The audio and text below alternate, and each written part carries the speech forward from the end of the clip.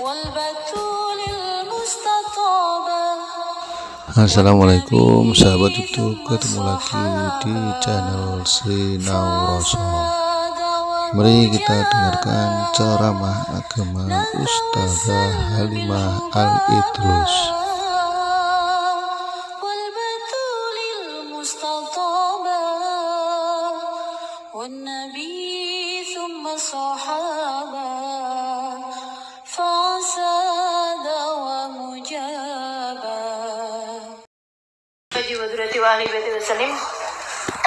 وجميع الأنبياء والمرسلين والكون أجمعين ونصوص لنا سيدنا محمد الله أحمد بن عيسى فكر المقدم محمد بن علي بن سيدنا عبد الله بن بكر العيدروس فخر الوجود أشرف بكر بن سالم وسلم فلان بن صهيب رتب عبد الله بن الحداد أحمد بن زين الحبشي بعلمة الحبشي ثم إلى روح صاحب الكتاب حبيب محمد بن عبد الله الحدار وسليم وفريم ثم إلى أرواح أربعة الأئمة المجتهدين المقلدين في الدين علماء عاملين والمهندسين والقراء المفسرين سادة الصوفية المحققين أجمعين أن الله يغفر لهم ويرحمهم ويعلي درجاتهم في الجنة وينفعنا بركاتهم وأسرارهم وأنوارهم وعلومهم ونفحاتهم في الدين والدنيا والآخرة. الفاتحة.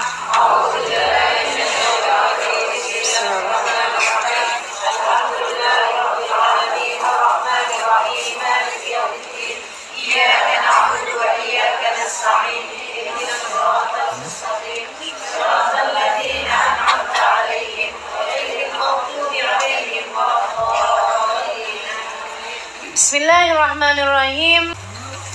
Nabi Muhammad alaihi wasallam bersabda, "Thalathun ana khasmuhum yaumal qiyamah." Nyeremin ya ini ya. "Thalathun ana khasmuhum yaumal qiyamah." Ada 3 kelompok orang yang saya menjadi musuh mereka pada hari kiamat. Kalau kita musuhan sama setan sih enak. Kalau musuhan sama Nabi gimana ceritanya nih? Wa man kuntu khasmuh khasantuh. Dan barang siapa yang aku sebagai musuhnya, maka aku pun akan memusuhinya. Ada 3 orang yang akan menjadi musuhku pada hari kiamat, kata Nabi. Dan siapa yang jadi musuhku, aku akan memusuhinya. Kalau dimusuhin sama Nabi, gimana ceritanya nih? Nabi gak mau kenal, Nabi gak mau tolongin, Nabi gak peduli. Karena teman-teman sekalian, kalau musuh tuh udah gak mau peduli, kan begitu? Siapa mereka ini? Kok serem bener? Yang pertama, rajulun atabi tsumma qadar. Orang yang bersumpah dengan namaku. Mohon maaf teman-teman sekalian, ada kekeliruan. Hadis ini menceritakan tentang hadis qudsi. Jadi Nabi Muhammad menceritakan firman Allah Subhanahu wa ta'ala. Artinya yang musuhin bukan nabinya, tapi Allah Subhanahu wa ta'ala. Nabi Muhammad mengatakan hadisun qudsi. Qala Allah ta'ala, Allah Subhanahu wa ta'ala berfirman. Apa katanya Allah? Nabi Muhammad cerita Allah berfirman. Salatun, ada 3 kelompok orang, ana khasmuhum yaumal qiyamah, akan menjadi musuhku pada hari kiamat. Lebih nyeremin lagi. Allah yang punya kiamat, dia berani-beraninya musuhin Allah. Allah yang punya akhirat, berani-beraninya dia musuhin Allah. Wa man kuntu khasmuh khasamtuh. Siapa yang jadi musuhku di hari akhirat nanti, aku akan musuhin dia, kata Allah. Rajulun atabi tsumma ghadar. Seseorang yang bersumpah dengan namaku, kemudian dia ingkar terhadap sumpahnya. Warajulun ba'ahurran fa'akala zamanuh. Orang yang menjual orang merdeka, kemudian memakan uangnya. Warajulun istajara ajiran fastawfa minhu walam yuwaffih. Orang yang mempekerjakan buruh dia sudah melaksanakan tugasnya dengan baik, akan tetapi orang tersebut tidak memberikan upahnya.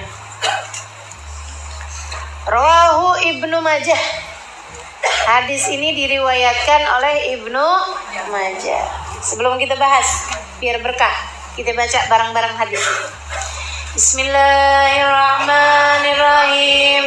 Qala Rasulullah sallallahu alaihi wasallam, thalathun ana khasmuhum yawmal qiyamah wa man kuntu khasamtuhu rajulun a'tabi thumma ghadar wa rajulun ba'a hurran fa'akala thamanah wa rajulun istajara ajiran fastawfa minhu wa lam yuwaffih.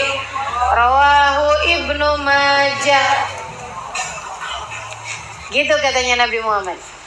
Nabi cerita ada 3 kelompok orang bakalan dimusuhin sama Allah Subhanahu wa taala. Artinya nggak bakalan selamat. Kita jadi hamba aja belum tentu selamat, apalagi jadi musuh. Teman-teman sekalian, ini udah pasti celakanya nih di akhirat nanti nih. Allah musuhin dia nih, 3 kelompok orang ini. Siapa aja tuh Rasul? Yang pertama, orang yang sumpah pakai nama Allah. Orang yang bersumpah pakai nama Allah, tapi kemudian dia ingkar sumpah tersebut. Orang yang bersumpah berjanji pakai nama Allah, kemudian dia ingkarin. Sedikit sekalian, jangan gampang sumpah. Apalagi pakai nama Allah. Sumpah aja nggak boleh, apalagi pakai nama Allah. La taj'alullah urbatan li aimanikum. Kata Allah, janganlah kalian jadikan namaku sebagai sumpah kalian. Sumpah bener aja pakai nama Allah itu nggak bagus, apalagi sumpah kemudian ingkar. Siapa sih yang biasanya sumpah? Orang lagi jatuh cinta, suka janji. Kalau kemudian dia janji pakai nama Allah dan dia ingkari, itu dosanya lipat-lipat. Orang lagi jatuh cinta, pengantin baru, aku akan sumpah sehidup semati denganmu.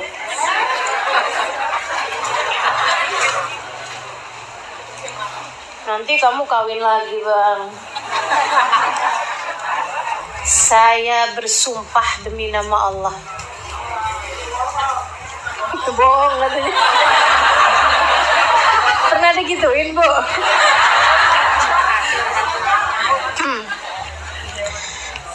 Biasanya orang tuh kalau lagi jatuh cinta, lagi seneng, gampang janji. Betul nggak? Nah itu. Siapa lagi yang suka janji? Calon pejabat.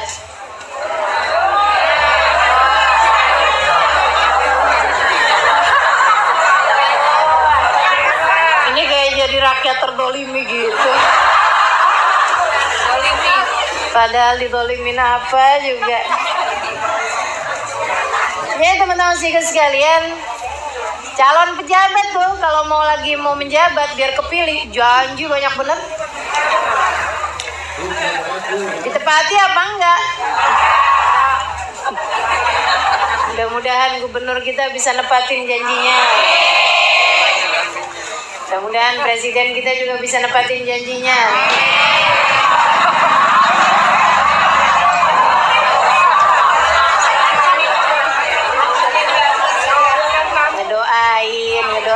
Doain aja, betul nggak? Doain.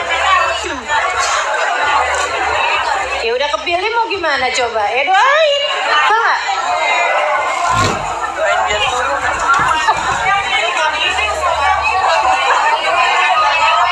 Komen. Saya nggak mau komentar apa-apa. Sekarang suara saya banyak direkam. Rajulun a'ta bi tsumma ghadar. Ya orang biasanya tuh suka janji-janji gitu kan. Gitu ya, orang yang lagi cinta sama pejabat yang mau menjabat tuh biasanya mudah berjanji. Nah, ini Allah SWT bilang, kalau ada orang janji pakai namaku pula, kemudian dia langgar, musuhan sama saya di akhirat. Serem bener. Jadi teman-teman saya sekalian, saat kamu sedang dalam keadaan cinta, jangan janji-janji. Saya tahu ibu-ibu sih jarang janji sama suaminya, sering janji sama anak.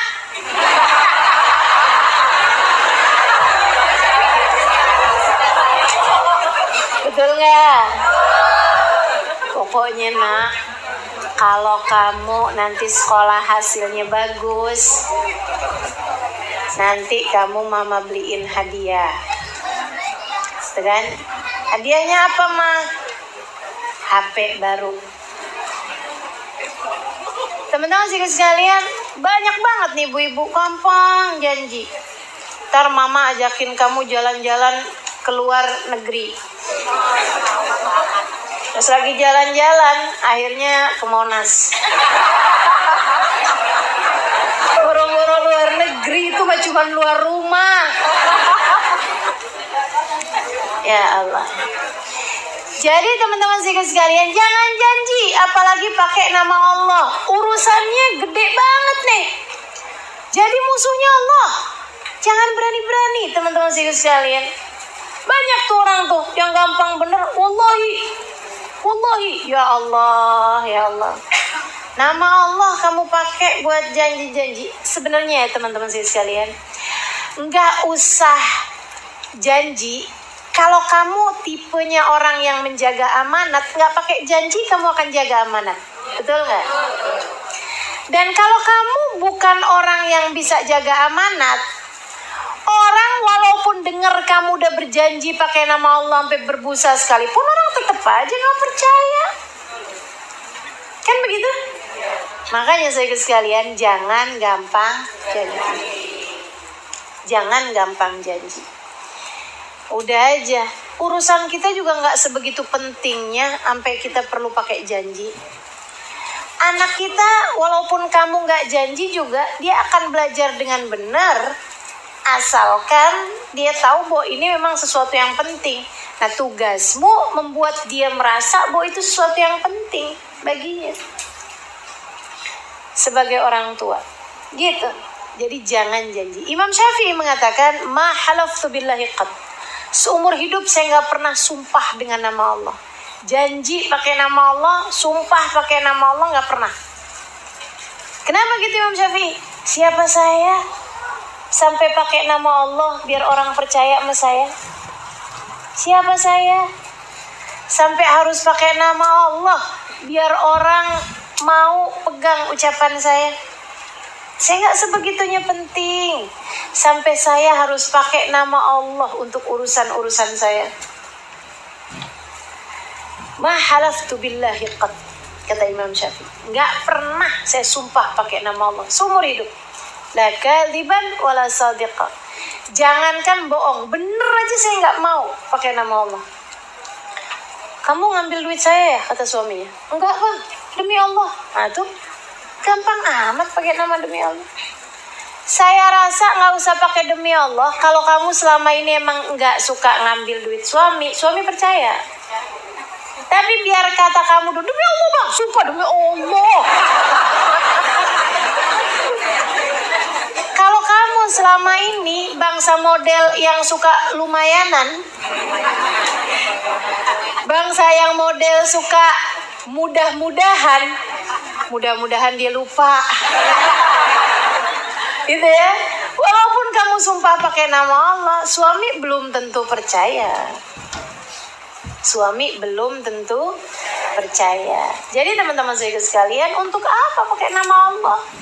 Kita nggak pantas sebagai hamba sumpah, apalagi pakai nama Allah Subhanahu Wa Taala.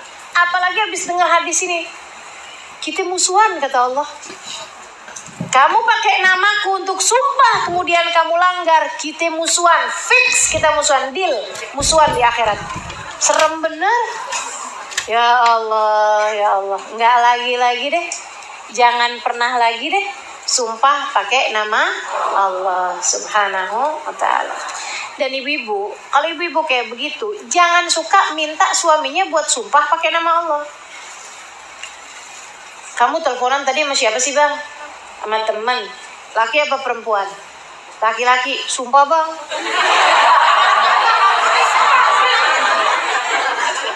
Ada tuh yang begitu.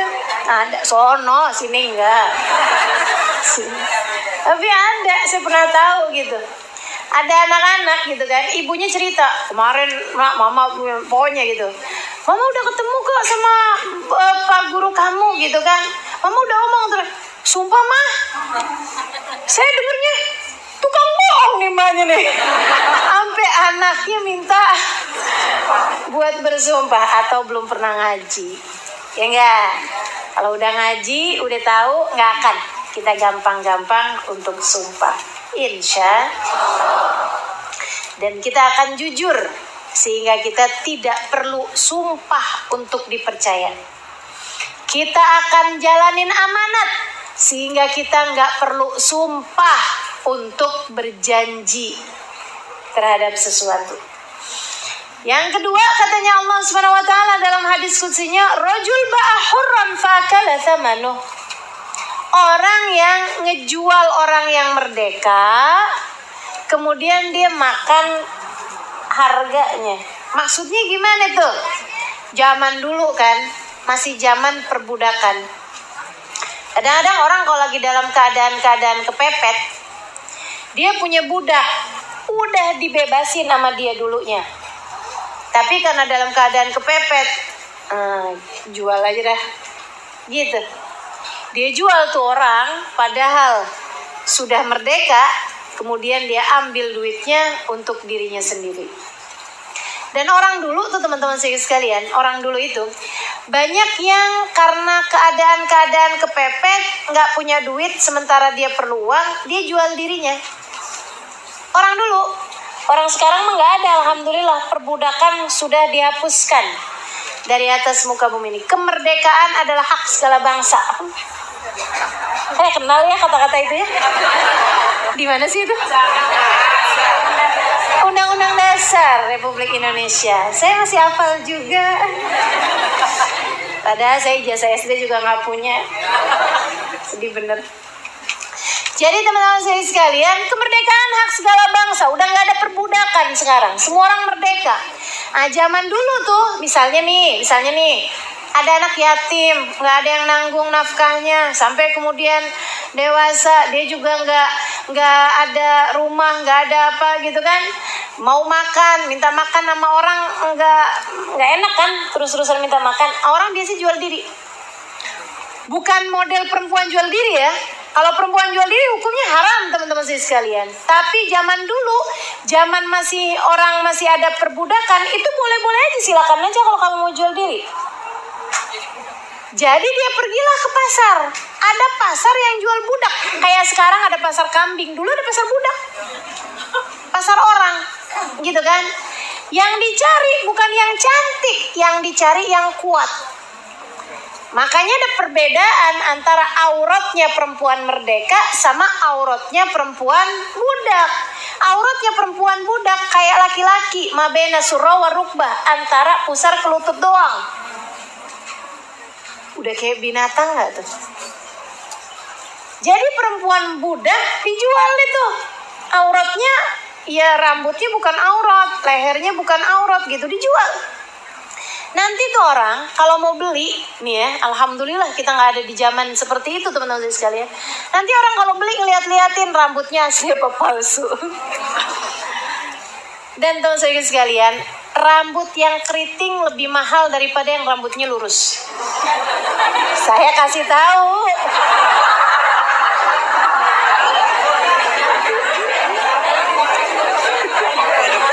Ini pada ketawa kenapa nih? Beneran ini, saya baca dulu itu kayak gitu. Kan saya tukang baca nih. Baca sejarahnya tuh kayak gitu. Rambut keriting lebih mahal, kulit hitam lebih mahal daripada yang berkulit putih. Kenapa gitu? Kenapa gitu? Kenapa yang rambutnya keriting lebih mahal daripada yang rambutnya lurus? Dan kenapa yang berkulit hitam perempuan lebih mahal daripada yang berkulit sawo matang ataupun putih? Kenapa? Lebih kuat. Makanya kalau teman-teman lihat petinju, banyakan kulit putih, banyakan kulit hitam. Orang yang pelari itu banyakan kulit putih, banyakan kulit hitam. Hitam, teman-teman sekalian. Bahkan pemain basket banyakan kulit hitam, kulit putih. Kulit hitam. Kenapa? Orang kulit hitam lebih kuat-kuat. Gitu. Tapi itu nyari budak. Kan begitu ya? Nyari budak. Kalau nyari istri nyari istri kebalikan. Jadi bagi yang kulitnya agak sawo-sawo mateng, sawo-sawo kematangan, rambutnya keriting, bilang sama suaminya jangan main-main.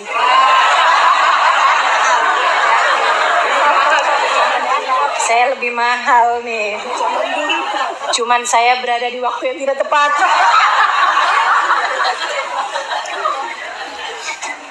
Ya, jadi gitu ya. Nah orang dulu suka jual diri gitu. Kalau dia udah nggak punya duit, udah susah kehidupannya, pergi aja ke pasar dijual dirinya. Dia jual dirinya. Ah nanti orang beli dia dapat duit, kan begitu? Duitnya buat siapa? Buat dia gitu. Duitnya buat dia makan, buat dia ini. Tapi dia sebagai gantinya menjadi seorang budak.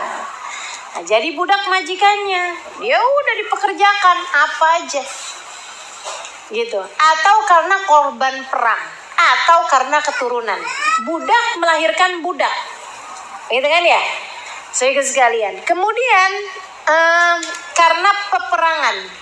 Yang kalah perang itu nanti jadi budak. Yang kalah perang itu jadi budak. Makanya ada cerita Nabi Muhammad pulang perang banyak dapat budak perempuan. Maksudnya banyak dapat perempuan-perempuan yang kalah di medan perang sehingga kemudian menjadi budak. Itu yang datang ceritanya Sayyidah Fatimah diminta sama Sayyidina Ali. Saya nggak tega deh Fatimah ngelihat kamu kerja tuh sampai tangannya kasar, bikin roti kelelahan, semua urusan rumah tangga kamu kerjakan. Fatimah, saya tahu ayahmu baru aja banyak dapat budak-budak perempuan. Mintalah padanya seorang budak untuk membantu pekerjaanmu di rumah. Oke juga lah. Sayyidah Fatimah kemudian pergi ke Nabi Muhammad SAW, menyampaikan hajatnya. Saya diminta Ali, wahai Rasulullah, kayaknya Ali nggak tega gitu melihat saya kerja tiap hari, mungkin dipikir kecapean. Jadi sama Ali saya diminta buat meminta budak padamu perempuan membantu pekerjaan kami di rumah. Sayyidina Rasul sallallahu alaihi wasallam, Nabi kita Muhammad bilang, Ya Fatimah in syi'ti a'taitukil jariyah au jariyatain. Wahai Fatimah, bisa nak, boleh. Saya bisa memberikan kepadamu 1 atau bahkan 2 budak perempuan membantumu pekerjaan di rumah. Wa in syi'ti, tapi kamu saya kasih pilihan. Mauan gitu, kasih budak, atau saya ajarkan beberapa kalimat kamu baca sebelum tidur. Saya ajarkan beberapa zikiran, tips. Kamu kan katanya capek, pengen budak nih, pengen biar ada yang bantu, biar kamu gak kelelahan. Saya kasih tahu nih, tapi kamu mesti milih, kasih budak atau ini. Apa nih? Saya ajarkan zikiran kamu baca sebelum tidur. Kalau kamu baca itu sebelum tidur, pagi hari semua lelahmu hilang. Sayyidah Fatimah mikir. Saya kalau mikirin ini ya Allah, Nabi emang pendidik ulung, guru besar. Kalau enggak, kalau sayangnya Nabi sama Sayyidah Fatimah lebih daripada pendidikannya, kasih aja dua-duanya apa? Betul apa enggak? Kita datang nih sama bapak kita, Mbak, minta itu dong Mbak, pembantu Mbak gitu, biar bantuin. Kan saya kan tiap hari udah ngajar nih. Biar ada yang bantuin gitu di rumah. Jadi kan saya nggak harus masak, nggak harus bersih-bersih. Misal gitu. Terus abah saya bilang kayak gini, udah deh nak, nggak usah bapak cariin bantu, bapak ajarin aja. Ya, ajarin ya juga. Kan begitu ya. Apa susahnya ngasih dua-duanya? Nabi ngasih pilihan. Kenapa? Satu, menguji putrinya. Ketika ada tawaran dunia dan akhirat, kamu pilih mana? Kalau yang satu nih dunia doang nih. Saudara sekalian, alasan Nabi memberi pilihan itu satu, karena Nabi pengen uji anaknya nih, putrinya ini. Kamu dikasih pilihan dunia atau akhirat. Ini kamu pilih mana? Kalau punya pembantu, dunia doang urusannya. Kan gitu ya? Mudah dunianya. Tapi akhirat enggak. Tapi kalau saya kasih ini, kamu dapat dunia, kamu dapat akhirat. Yang jadi masalah apa? Capek. Saya kasih bacaan ini bikin capekmu hilang. Kan begitu ya? Tapi akhirat kamu juga kamu dapat, karena itu adalah zikiran. Karena itu adalah zikir. Sayyidah Fatimah, itu alasan Nabi yang pertama, teman-teman saya sekalian. Alasan Nabi yang berikutnya, alasan Nabi kenapa Nabi mau kayak begitu. Karena alaihi salam tahu, Nabi Muhammad tahu, selama ini yang memasak Sayyidah Fatimah. Kalau dikasih pembantu, yang masakin pembantu. Kira-kira nih, masakan Sayyidah Fatimah sama masakan budak. Yang mana Sayyidah Fatimah kalau masak sambil baca zikir, sambil baca Quran. Kira-kira teman-teman saya sekalian, enggak usah pakai dikira-kira deh. Kita udah tahu mana yang lebih berkah. Sayyidah Fatimah lah. Nabi sayang sama Sayyidah Fatimah, tapi lebih sayang lagi sama putri-putrinya Fatimah, putra-putrinya Fatimah. Nabi welas asih kepada keluarga tersebut. Nabi lebih berharap, yang masak biar kamu aja dah, kan makanannya jadi berkah. Cucu-cucuku itu kan nanti dikasih makan, yang makanannya dibumbui dengan cinta, yang makanannya diiringi dengan bacaan-bacaan zikir. Dan jangan kamu kira itu nggak berpengaruh kepada makanan tersebut. Sedikit sekalian yang saya muliakan, makanan, masakan itu selalu ada airnya. Betul apa enggak? Air itu bagian yang terbesar dalam sebuah makanan, apalagi minuman. Makanan pun mesti ada airnya. Nah, air ini sedikit sekalian tuh penyelidikannya seorang profesor di Jepang. Dia bikin buku keajaiban air. Dia kasih tahu ternyata air tuh ada molekulnya, pakai mikroskop yang paling kecil tuh, sampai bisa kelihatan molekulnya air. Itu kalau kita ngomong di air tersebut, mohon maaf ya, kurang ajar loh, rusak airnya. Apalagi kalau kita sebut, mohon maaf, nama-nama binatang untuk mengumpat, gitu ya, wah airnya rusak. Kalau bisa dijawabin. Lo yang begitu. Saudara sekalian, nah kalau kita berkata sesuatu yang bagus, tuh airnya bisa berubah bagus banget bentuknya. Kristal-kristalnya indah sekali. Sampai dicobain sama dia, diselidikin, difoto. Kalau ada air dibilangin, terima kasih, bagus molekulnya. Kalau ada air dibilang, kamu cantik sekali, kamu baik, kamu hebat, kamu ini, kamu itu. Yang bagus-bagus, kalimat pujian, tuh molekulnya jadi bagus teman-teman sekalian.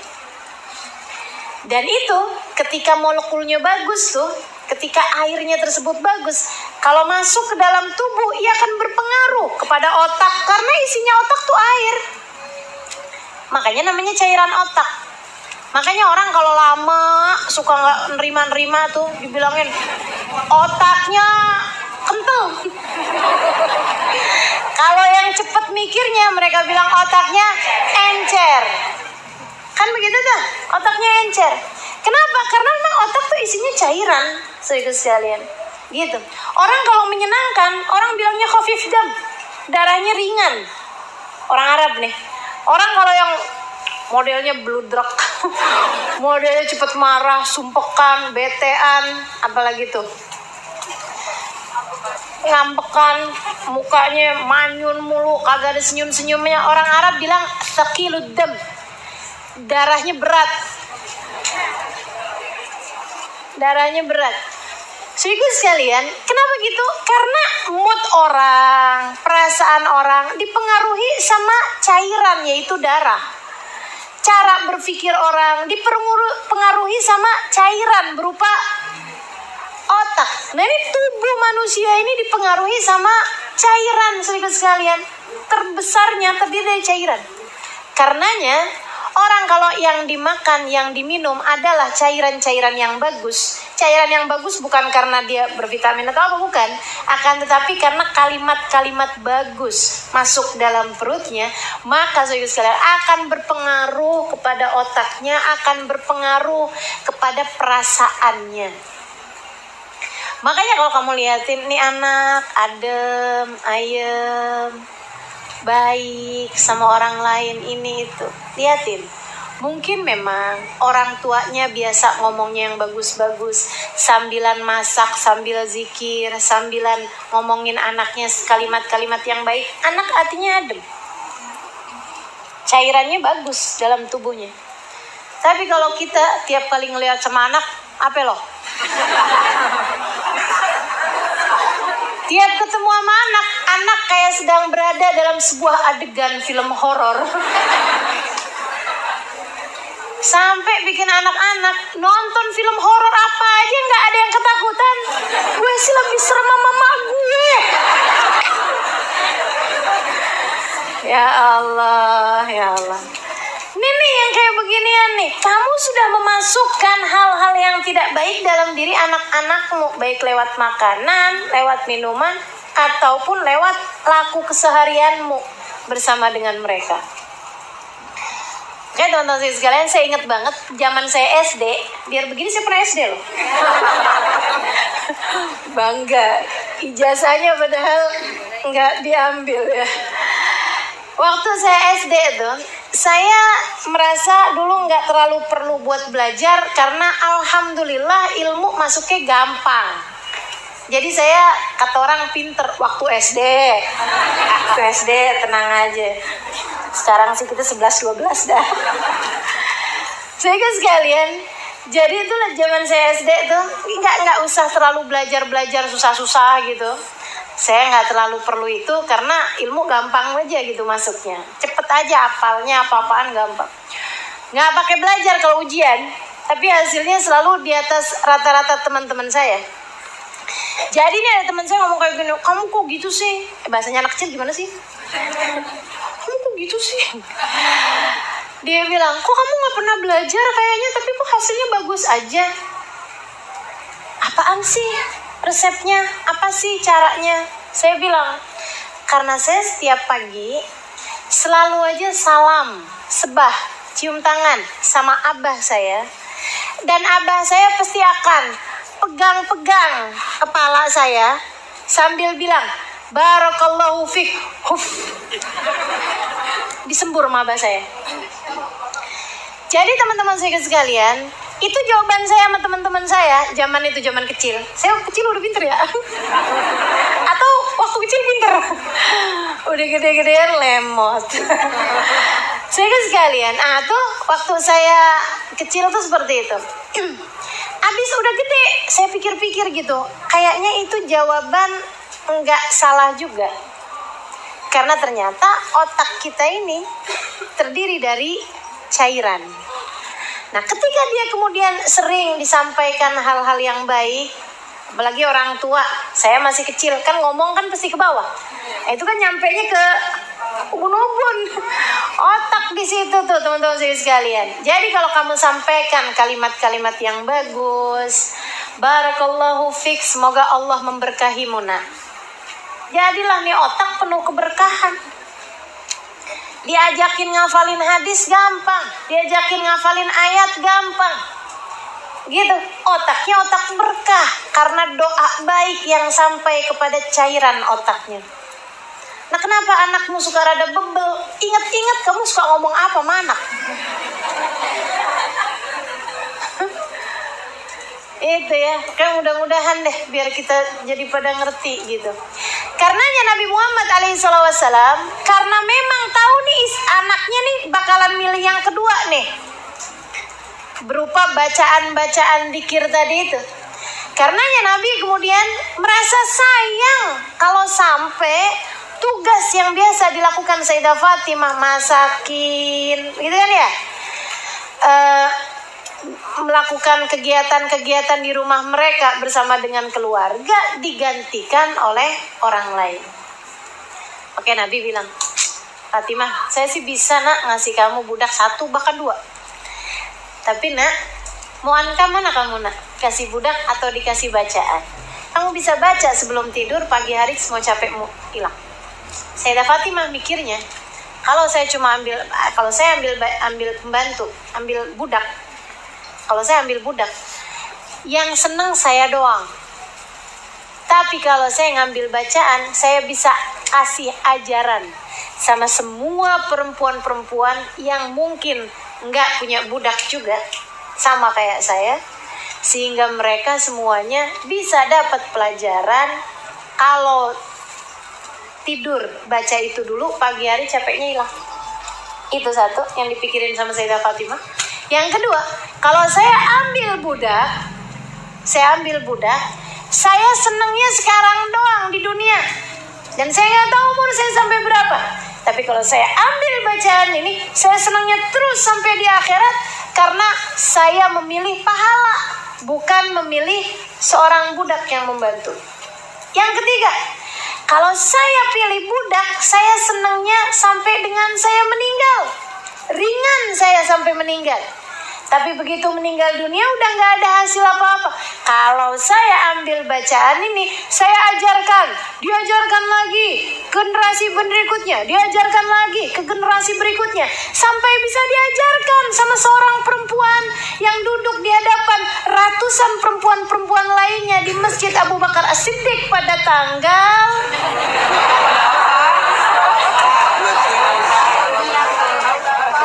mereka mendengar, mereka mengamalkan, aku ikut serta dapat pahalanya, kata Sayyidah Fatimah Zahra. Kan begitu? Kalau saya mikirnya, ya Allah, alhamdulillah Sayyidah Fatimah ngambil bacaan itu. Salah satu cara kita buat nyambungin hati sama beliau. Seenggaknya setiap kali kita mau tidur kita baca itu, rasa-rasanya, ya Allah, yang beliau baca saat hidupnya sama yang saya baca saat hidup saya juga.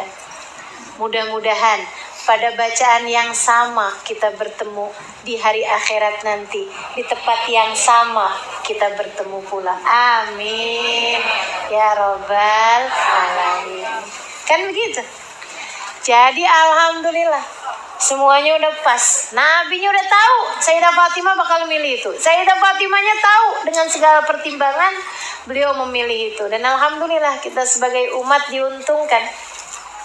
Idan alimni iya ya Rasulullah, kata Sayyidah Fatimah. Kalau gitu wahai Rasul, apa tuh? Oh, azan. Yang azan nanti kesini? Ya. Nah, ya. Perempuan nggak boleh azan loh ya. Ntar jangan sampai ada yang bangun ya abis ini. Ada. Iya. Nabi kemudian, Sayyidah Fatimah kemudian memilih untuk diajarkan bacaan-bacaan tersebut. Nah, insya Allah.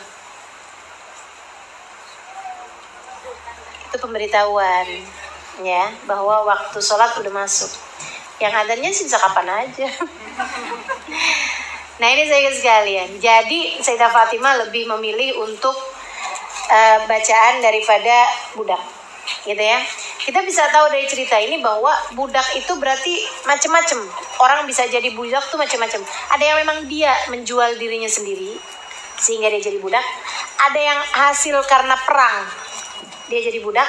Ada juga yang keturunan budak dia akan menjadi budak.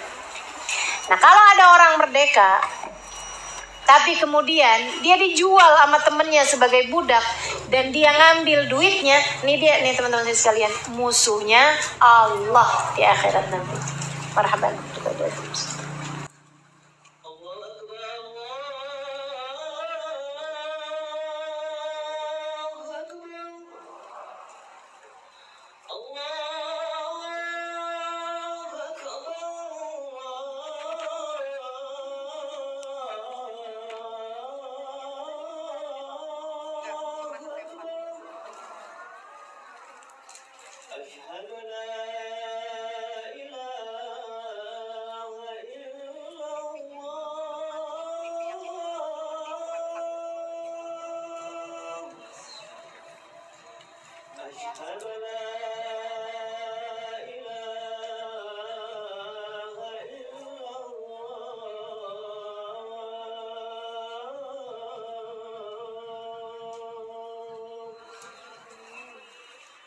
أشهد أن محمدا رسول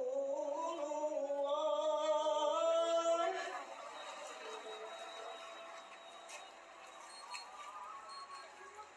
أشهد أن محمدا رسول الله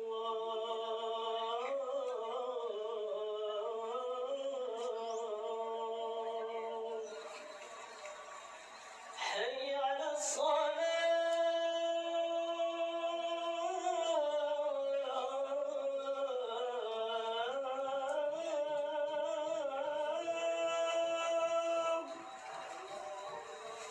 حي على الصلاة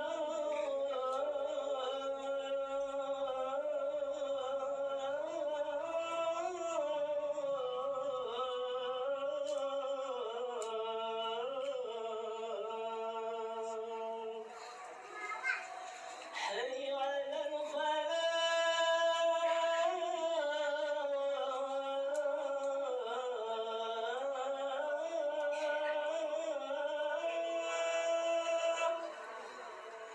حي على الفلاح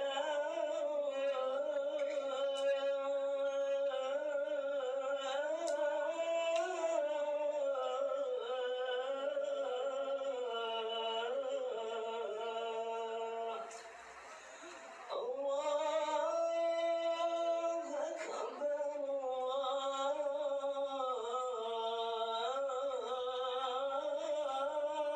الله أكبر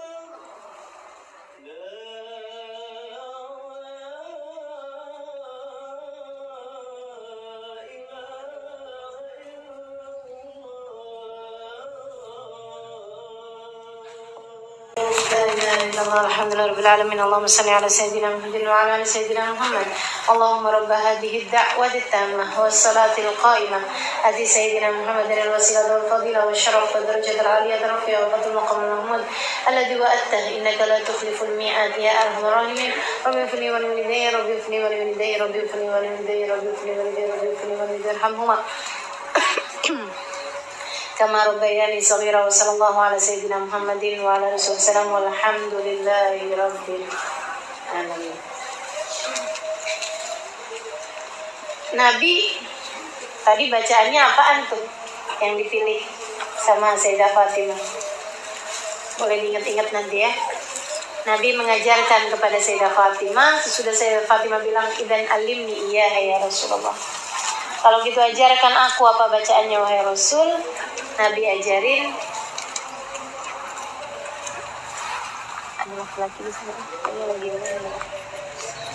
Katanya Nabi Muhammad alaihissalam, "Idza await ala firashik fatawadda wudu'aka fi shalah thumma nam mustaqbilal qiblah." Kalau kamu udah mau tidur, wuduklah dengan wuduk kamu mengerjain sholat. Kemudian tidurlah menghadap ke arah kiblat sebelah kanan. Nam ala syakikal aiman. Tidur sebelah kanan, ngadep ke arah kiblat. Fasabbihillah 33, bertasbihlah kamu kepada Allah 33 kali. Subhanallah, subhanallah, subhanallah, subhanallah. 33. Wahmadillah 33. Kemudian bacalah alhamdulillah 33 kali. Alhamdulillah, alhamdulillah. Wa kabbirillah 34. Kemudian bertakbirlah kepada Allah 34 kali. Allahu Akbar, Allahu Akbar, Allahu Akbar, Allahu Akbar, Allahu Akbar. Jadi semuanya genap 100. Itu diajarkan Nabi kepada Sayyidah Fatimah Zahra. Dan sejak diajarin sampai wafatnya beliau tidak pernah meninggalkannya satu malam pun dari pikiran tersebut. Beliau mengajarkan kepada Sayyidina Ali. Sayyidina Ali bilang, sejak aku diajarkan oleh Sayyidah Fatimah hari itu sampai dengan sekarang, beliau menyampaikannya di usia tua beliau. Beliau bilang, saya tidak pernah meninggalkannya sekalipun. Dan diajarkan pada generasi berikutnya, generasi berikutnya, generasi berikutnya, sampai di zaman sekarang ini. Hubabah Talha, tahu Hubabah Talha? Ingat tahun lalu beliau datang kemari? Anak dari penulis kitab ini, yaitu Habib Muhammad bin Abdullah Al-Haddar, dari penyusun kitab ini. Dan adik dari Hubabah Nur yang insya Allah akan datang akhir bulan depan nanti ya, tanggal 20-an. Teman-teman sekalian, beliau cerita di salah satu majelisnya yang saya terjemahkan waktu itu. Beliau bilang, dulu kami punya tetangga. Waktu saya di Baydha, tetangga kami ini dulunya tinggal di kampung. Masa tinggal di kampung itu kerjaannya banyak. Ada beberapa perempuan gitu, kakak-kakak, adik-adik gitu ya. Beberapa perempuan, mereka ngerjain kerjaan banyak. Meladang, menanam kurma, nyiramin kurma, panenin kurma, memerah susu. Sedikit sekalian, pekerjaannya orang di kampung-kampung di negeri Arab. Termasuk juga ngambil air. Kedengeran nggak yang di belakang? Jadi tuh Hubabah Talha cerita, itu ada tetangga beliau yang mana terdiri dari kakak-kakak, adik-adik, perempuan-perempuan banyak. Mereka ngerjain kerjaannya orang di kampung-kampung. Dan itu kerjaannya sangat melelahkan, teman-teman sekalian. Dari mulai ngambil air di sumur, sampai nyiramin pohon kurma, sampai manenin pohon kurma, sampai memerah susu seperti yang saya ceritakan. Belum lagi masak, belum lagi bersih-bersih rumah. Dan itu kalau udah sore tuh, semua kakak-kakaknya nih, semuanya tuh pada bilang, ya Allah capeknya ya. Semuanya pada suka ngeluh capek, kecuali si adek. Sampai dengan bertahun-tahun si kakak nih ntar kadang-kadang sakit, capek, ini itu, pergi ke tukang urut segala macem gitu. Tapi si adek nggak pernah. Satu hari adeknya ditanyain gitu sama kakaknya, kamu nih minum jamu kuat apaan sih? Kok kayaknya seger bener, kuat bener gitu.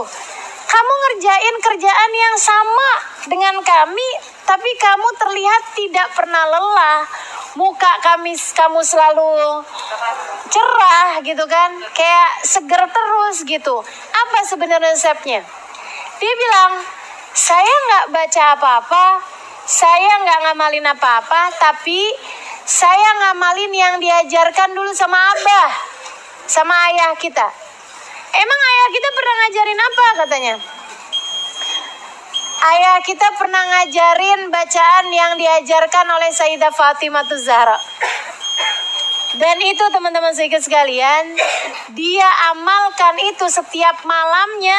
Dan subhanallah, dia bilang, selelah apapun saya di malam hari, pagi harinya seger lagi. Kaki-kaki yang asalnya udah pada pegel, begitu baca tuh tikiran, pagi harinya cobain aja deh. Itu lebih mempan buat saya buat saya, dan saya rasa buat semua orang dari umatnya Nabi Muhammad SAW, lebih mempan buat saya daripada multivitamin, teman-teman. Lebih ngaruh bagi kita daripada makanan-makanan obat kuat atau jamu atau apapun yang biasa orang-orang konsumsi untuk memperkuat badannya. Nah ini karena ini adalah yang diajarkan Nabi Muhammad SAW. Kalau kamu tidur dengan pikiran-pikiran seperti itu, tuh anggota tubuh lagi pada dilurus-lurusin. Siapa yang ngerjain? Allah Subhanahu wa Ta'ala. Karena kamu berzikir mengerjakan perintahnya. Karena itu mengamalkan apa yang diajarkan sama nabinya. Insya Allah mudah-mudahan Allah mudah-mudahan karuniakan kepada kita kekuatan. Gitu ya. Jadi yang biasa-biasanya punya pembantu rumah tangga, kita bilang, Mbak tolong bersihin kamar kita. Ini kayaknya habis ngamalin zikir ini gantian kita yang nanya sama dia. Kamu mau kamar kamu saya bersihin? Ya Allah.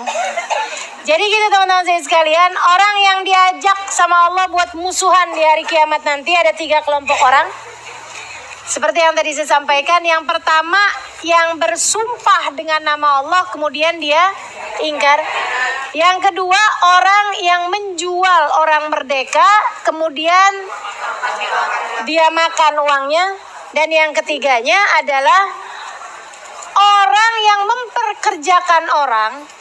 Orang tersebut udah kerja benar-benar tapi dia nggak mau kasih gajinya. Ini banyak nih, terutamanya nih yang kerja jadi TKW di luar negeri. Kadang-kadang karena mereka tahu paspornya sama saya, dia juga nggak bakalan bisa ngaduin saya ke kedutaan gini gitu. Akhirnya kerja aja tapi duitnya ditahan, nggak pernah mau dibayarkan. Dia pikir dia bisa selamat, dan memang bisa selamat dari jerat hukum dunia, akan tetapi tidak selamat dari jerat hukum akhirat. Ada orang kerja sama kita, gajinya belum diterima, dia kemudian pergi.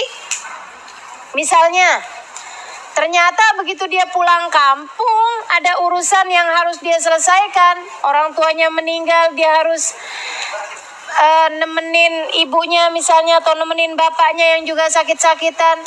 Dia belum sempat ngambil duitnya. Kamu jangan mikir, lumayan dah, bisa kebeli abaya baru. Lumayan, bisa nambah-nambahin buat ngasih anak, buat biaya sekolah.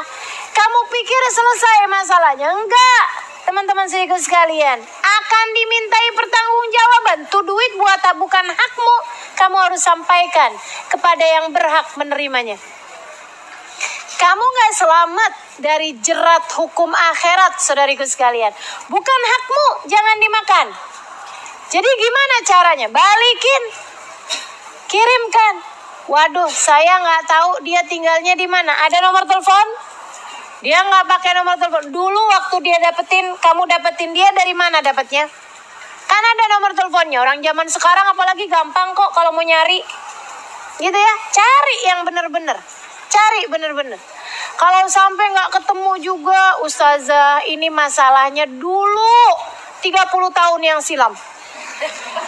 Nah itu kan belum ada HP, belum apa ya nggak tahu sekarang tinggalnya di mana, apanya di mana. Nih gimana nih kalau kayak gini? Doa, minta sama Allah, ya Allah, jadikan saya bisa membayar hak orang tersebut kepada saya. Jadikan saya bisa bayarnya ya Allah. Nih kemana saya mesti bayarin? Dan jangan dirupiahkan sesuai dengan rupiah zaman tersebut. Nggak ada nilainya. Orang zaman dulu kerja sebulan 35.000. Kan begitu? Jangan dihitung kayak begitu. Dia gajiannya itu 2 bulan. Berarti 70.000. Kita kemudian kasih uang 70.000 sama dia. Nggak gitu teman-teman. Nggak gitu. Dirupiahkan dengan harga beras zaman tersebut. Itu paling gampang. Itu 35.000 kebeli beras berapa liter? Zaman itu misalnya 1 liter 200 perak. Iya kan ya? Zaman 30 tahun yang silam, teman-teman sekalian, bisa jadi harganya segitu, 200 perak harga beras. Berarti kalau 35.000 kebeli beras 200 perak, nah itu berapa liter jadinya? Berapa kilo jadinya misalnya gitu kan? Nah, kamu kalikan 2 bulan nilai uang sekarang. Sekarang beras 1 kilo berapa? 12.000, 13.000. Nah tuh hitung tuh. Senilai segitu, misalnya, wah jadi banyak nih Ustazah, jadi 5 juta. Ya itu emang segitu. 5 juta. Kamu simpan, teman-teman sekalian. Kalau ketemu orangnya, sambilan cari. Ketemu orangnya, kasihin. Insya Allah kalau punya niat, insya Allah dipertemukan. Kalau kemudian kamu dengar orangnya udah meninggal dunia, nah kayak gimana nih kalau kayak gini? Kasih sama ahli warisnya jika ada. Nggak ada, dia dulu hidupnya sebatang kara, anak yatim dari panti asuhan dan belum sempat nikah juga atau udah bercerai belum punya anak, nggak ada yang diwariskan. Kalau kayak begitu, buat dia punya bekelan buat akhirat. Caranya, uang 5 juta tersebut taruhkan di sosial. Cari anak yatim, cari orang susah, kasih uang tersebut kepada mereka.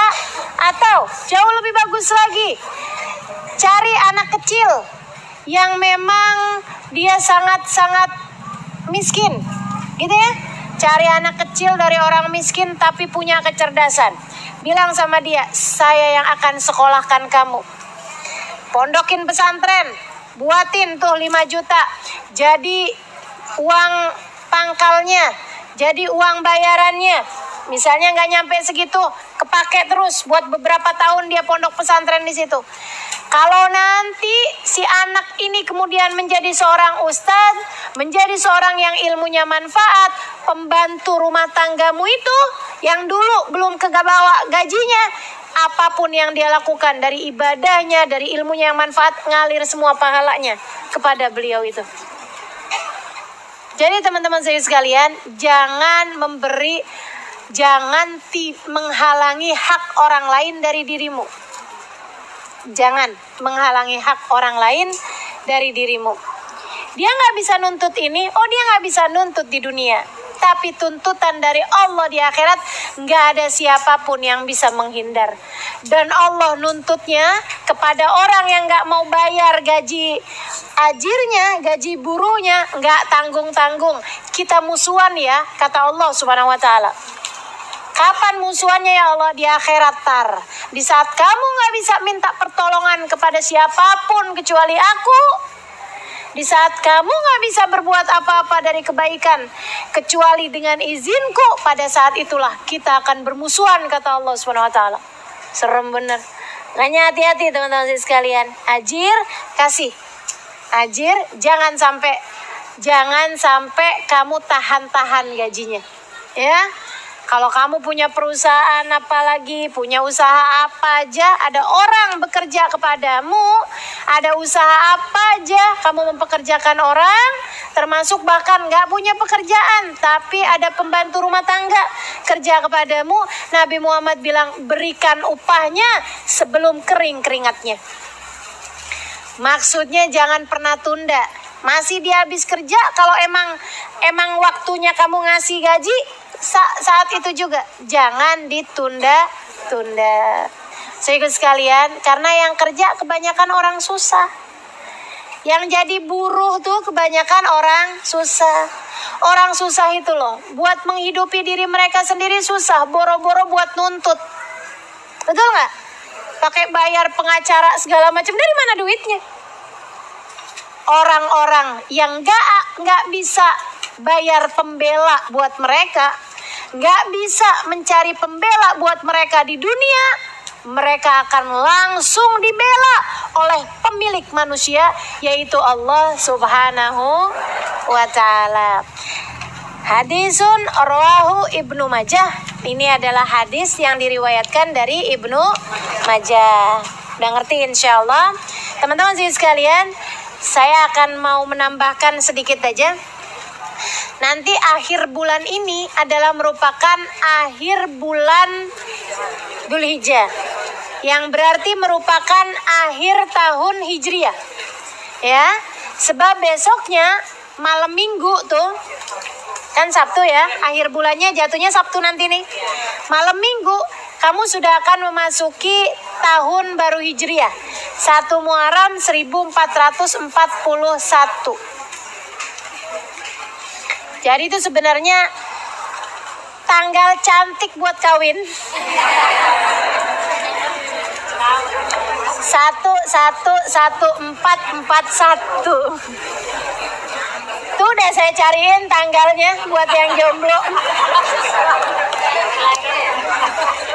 Iya, kamu tinggal cari pasangannya aja. Ya, hari Ahad. Hari Ahad, malam Ahad. Jadi teman-teman, ba'da asar, teman-teman baca doa akhir tahun. Datang waktu maghrib, teman-teman baca doa awal tahun. Hari itu, tanggal 1 itu, baca apaan ya nih enaknya? Sebenarnya nggak ada panduan-panduan secara khusus, tapi ada para ulama yang ngajarin. Maksud saya panduan dari Nabi Muhammad Sallallahu Alaihi Wasallam secara khusus. Nah, ini saya nggak ketemu, tapi ada panduan dari para ulama. Apa itu? Baca ayat kursi masing-masing dengan suratul Fatihah. Nah, masing-masing dengan baca Bismillahirrahmanirrahim sebanyak bilangan hari sepanjang tahun 360 kali. Bismillahirrahmanirrahim. Allahu la ilaha illa huwal hayyul qayyum.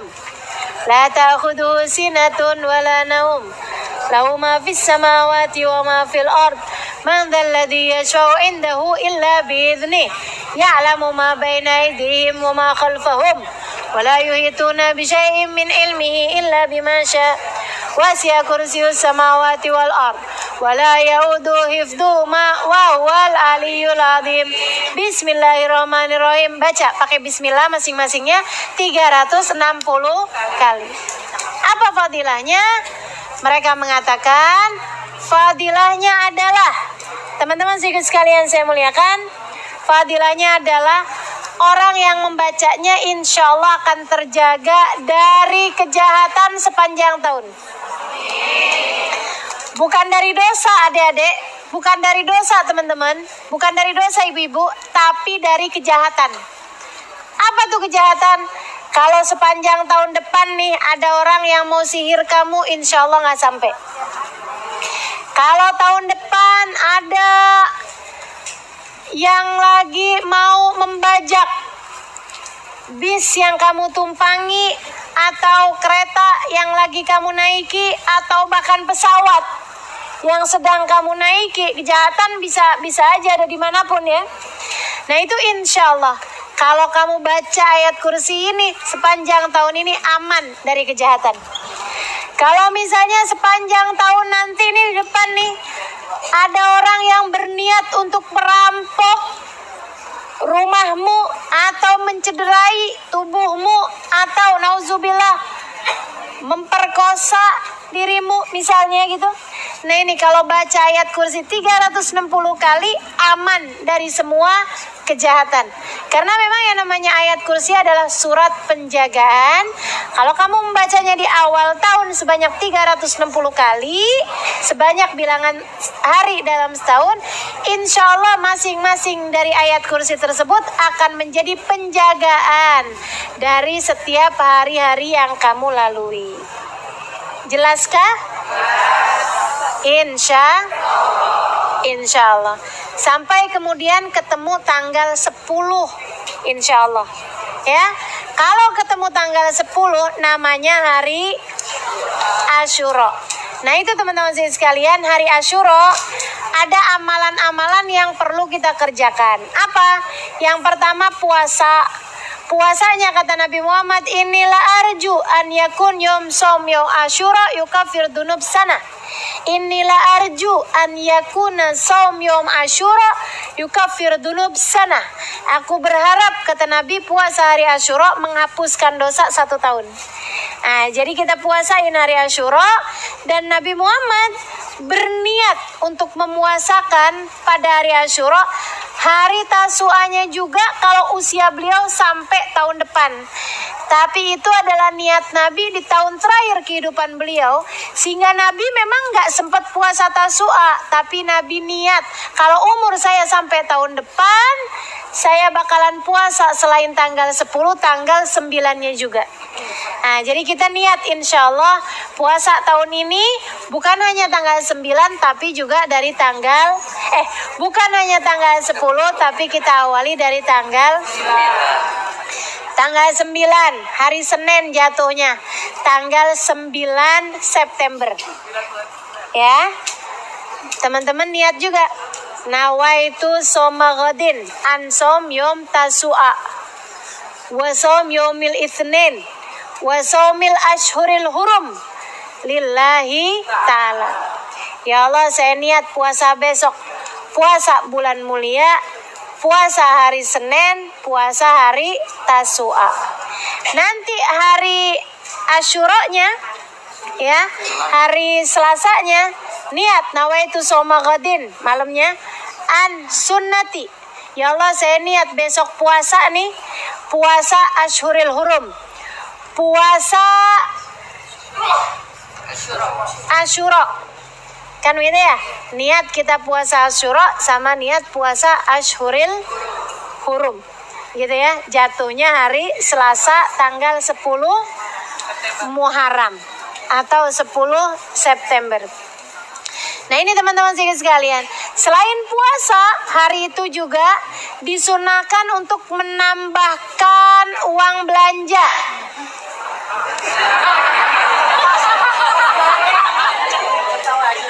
Uang belanja. Ini kalau udah nyebutin urusan uang belanja langsung nyala nih. Ada konspirasi alam semesta. Bagi para istri udah boleh ngomong kok dari sekarang sama suaminya. Hadisnya berbunyi, siapa yang man wassa ala iyalihi yawma Asyura wassa Allahu rizqah. Siapa yang meluaskan nafkah bagi keluarganya pada hari Asyura, maka Allah akan meluaskan rizkinya sepanjang tahun. Bilang sama suaminya, bang, kalau abang kepengen rezeki abang sepanjang tahun gampang, berkah, melimpah. Nah, udah dikasih tahu nih bang. Yang ngasih tahu siapa? Nabi Muhammad SAW. Karena itu hadisnya Nabi, dan ini hadis sahih teman-teman sekalian. Hadisnya sahih, bisa dilihat. Gitu ya. Mengenai at-tausi'ah alal iyal. Gitu kan? Jadi abang silakanlah bang. Transfer boleh. Cash boleh. Gitu ya. Berupa barang juga silahkan. HP saya udah jelek nih bang. Gitu teman-teman saya sekalian. Dan bagi ibu-ibu juga silakan tausiah alal iyal. Kalau kamu kepengen rezekimu gampang sepanjang tahun, anak-anakmu tuh kasih lebihan pada hari itu. Gitu kan ya? Insya Allah. Kemudian ada juga amalan-amalan yang banyak beredar di masyarakat kita. Itu juga ada hadisnya walaupun dhaif. Para ulama mengatakan amalan-amalan kalau diajarkan ada hadisnya walaupun dhaif boleh diamalkan. Karena itu memang pekerjaan bagus saja kan. Apa itu? Menyantuni anak yatim. Saya nggak ngerti kenapa urusan menyantuni anak yatim lebih terkenal daripada memberikan nafkah tambahan kepada istri. Saya melihatnya ada semacam konspirasi kaum laki-laki. Karena hadisnya lebih sahih atau sialal iyal teman-teman. Gitu ya. Jadi itu yang ada hadisnya walaupun dhaif gitu kan, tapi boleh diamalkan pada hari Asyura karena memang itu adalah perkara yang bagus, yaitu menyantuni anak yatim, banyakin sedekah kepada orang miskin, begitu kan? Kemudian lagi untuk ini loh, mengunjungi para alim ulama dan meminta doa kepada mereka, termasuk juga menjenguk orang sakit. Nah, kebaikan-kebaikan, menebar kasih pada hari Asyura itu adalah perkara yang disunnahkan untuk kita lakukan. Selebihnya kalau teman-teman pernah dengar hari Asyura sunnah mandi, hari Asyura sunnah untuk pakai celak mata, hari Asyura sunnah untuk potong kuku. Nah itu sih kerjain boleh, nggak boleh karena memang nggak ada hadisnya, baik sahih ataupun dhaif, nggak ada hadisnya. Kalaupun ada hadis itu hadis maudhu, hadis palsu teman-teman saya sekalian, yang mengatakan bahwa siapa yang pakai celak pada hari Asyura maka dia nggak akan kena sakit mata sepanjang tahun. Ada saya pernah dengar gitu ya. Terus katanya kalau potong kuku hari Asyura apalah gitu ya. Nah itu nggak ada hadisnya teman-teman sekalian, dan baik hadisnya sahih ataupun dhaif, mau kerjain silakan, enggak juga nggak apa-apa, karena memang kalau bicara mandi kita tiap hari juga mandi. Kalau bicara potong kuku, iya, itu harinya jatuhnya hari Selasa. Hari Selasa bukan hari yang bagus juga buat potong kuku ya. Kalau masalah pakai celak mata, kalau kamu lagi puasa malah makruh hukumnya. Nah gitu, jadi itu yang tadi yang perlu teman-teman tahu. Selebihnya insya Allah mudah-mudahan Allah SWT bukakan pintu hati kita untuk bisa menerima ilmu-ilmu yang tadi telah, untuk dapat mengamalkan ilmu yang tadi telah kita dapat pada hari ini, insya Allah.